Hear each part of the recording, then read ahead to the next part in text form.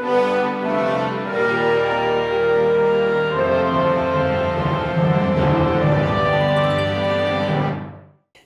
are in the House Lounge with House District 27 Representative Shane Jett. Shane, thanks for coming on to mylegislator.tv. It's good to be here, and I appreciate you providing the service for my House members and the House District. Well, I don't know how much you'll appreciate it, as we were having some laughs off camera, and we were talking about your bracket, of course, from March Madness, the sport of choice, basketball during this time.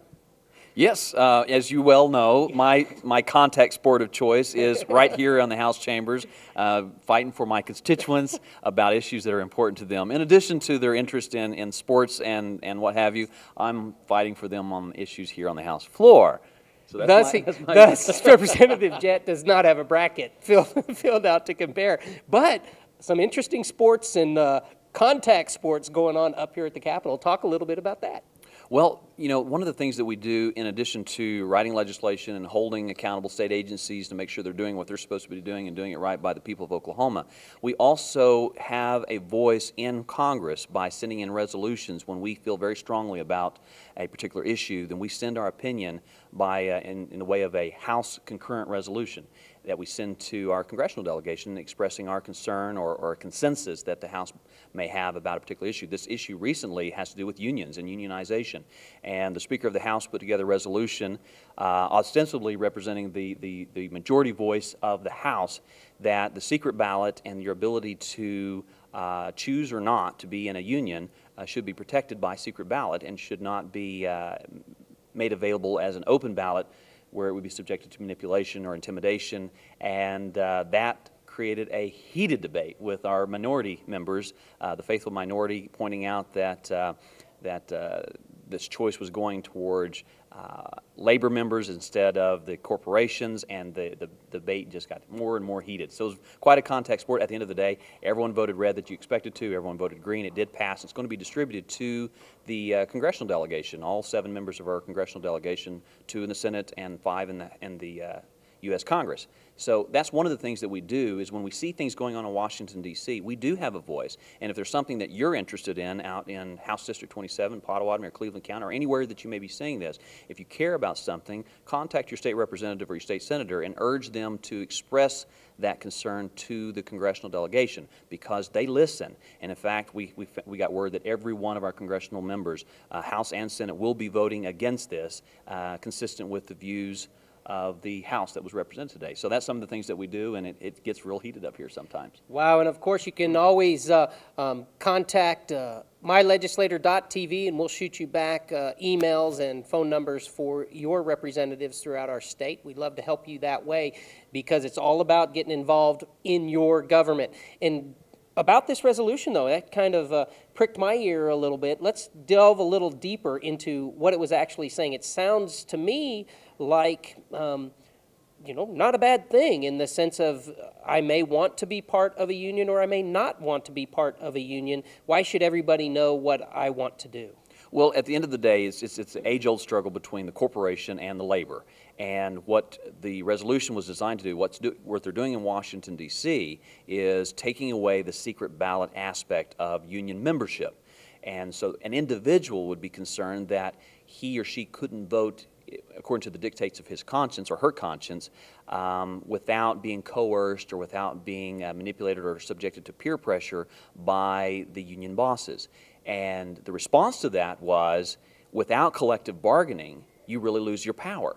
And is this a struggle between really the corporation owners and labor trying to decentralize or diffuse their influence, or is this really about giving the rights and the privileges to the individual members themselves? And that was the debate that was had on the floor today. But that's basically the gist of it, is maintaining and promoting the secret ballot. And again, secret ballots are fundamental, both in a democracy and whether it's school board, whether it's on the House floor when we're voting for Speaker of the House.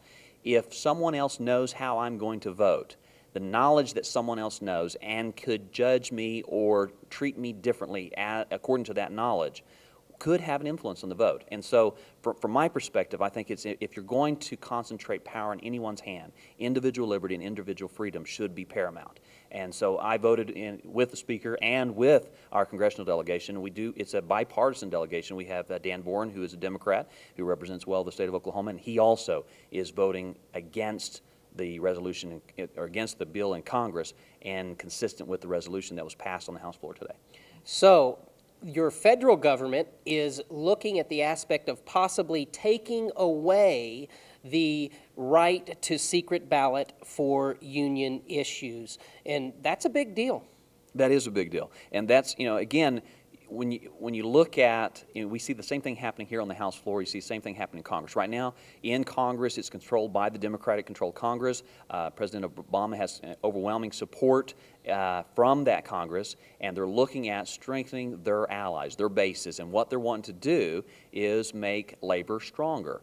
Why do they want to do that? Well, traditionally, and I don't know where get the argument where the egg or the chicken comes first, but Democrats traditionally have been very supportive of labor unions, and labor unions have been supportive of the Democrats. Now, I don't know if the labor unions got together and said, hey, this group is supporting us, or if the Democrats said, if we support the labor unions, they will support us. But at any rate, it's an opportunity for a Democratic-controlled House and Senate and White House to put through legislation that is very supportive of a group that's traditionally behind them. If you want to take that to the House level, we're doing tort reform here in Oklahoma. Traditionally, trial attorneys have been very supportive of Democrat legislators, and so the Republicans that control the House and Senate, so guess what?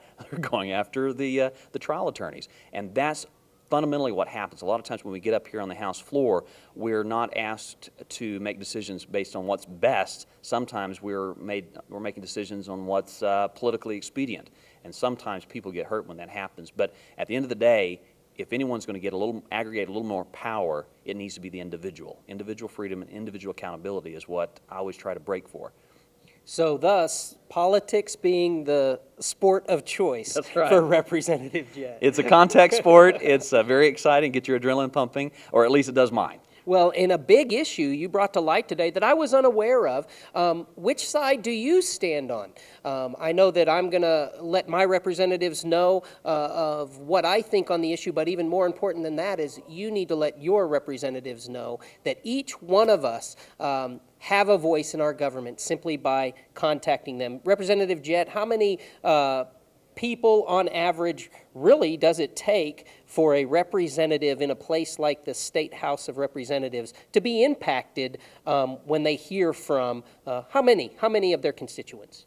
Well, if you hear from 4 or 5 constituents, that is more than usual. Now, it's not uncommon to get 100 emails a day from places from all over the state. A lot of them are politically motivated. Many of them are lobbyists themselves. But when I pull an email and it says McLeod, Oklahoma, and it's J.R. Rogers that's expressing his opinion or opposition to House or Senate bill, suddenly he has my undivided attention. Linda Ogle from Oklahoma, from McLeod, Oklahoma, she was in my office yesterday expressing her opposition to a Senate bill. Guess what? I care about that because they're my employers. They're the ones that gave me the opportunity and the privilege to be part of this contact sport here in the state capitol. And those make a huge impact. And whenever you get in touch with your senator or your representative and they know you care passionately enough about it, and you're going to go back home and you're going to talk to your pastor, your Sunday school, your Rotary group, your teachers association, then you have our undivided attention. And it just takes a few.